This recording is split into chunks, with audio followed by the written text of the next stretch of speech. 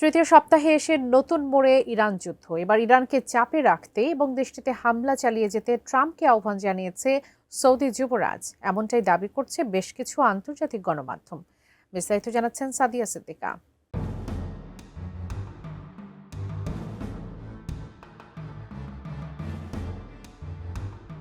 ইরানে গত ২৮ ফেব্রুয়ারি শুরু হওয়া ইসরায়েল ও যুক্তরাষ্ট্রের যৌথ সামরিক অভিযান সোমবার টানা ১৭ দিনে গড়িয়েছে। মধ্যপ্রাচ্যের এই উত্তেজনায় এখন তোলপাড় বিশ্ব রাজনীতি। পশ্চিমা সংবাদ মাধ্যমগুলোর দাবি, এই যুদ্ধ ইসরায়েল ও যুক্তরাষ্ট্র করলেও পেছন থেকে কলকাঠি নাড়ছে সৌদি আরব।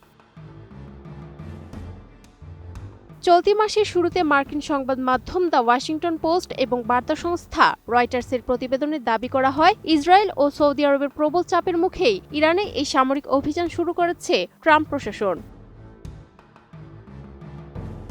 রয়টার্সের সূত্র বলছে, যুবরাজ জনসম্মুখে বা প্রকাশ্য কূটনীতিতে সব সময় শান্তিপূর্ণ সমাধানের কথা বলতেন এবং জোর দিয়ে জানাতেন তেহরানে হামলা চালানোর জন্য সৌদির কোনো ভূখণ্ড ব্যবহার করতে দেওয়া হবে না। কিন্তু পর্দার আড়ালে মার্কিন প্রেসিডেন্ট ডোনাল্ড ট্রাম্পের সঙ্গে আলাপে তার সুর ছিল সম্পূর্ণ ভিন্ন।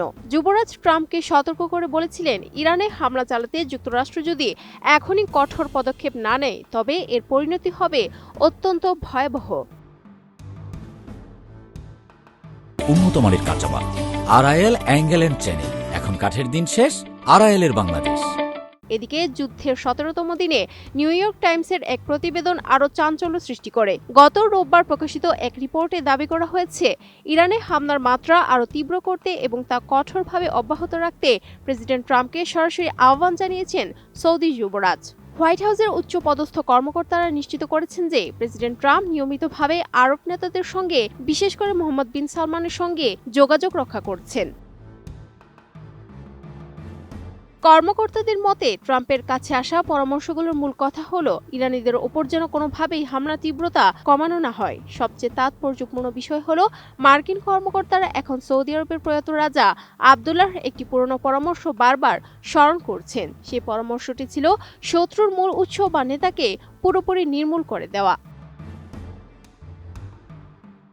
Sadia Siddika, ATN news.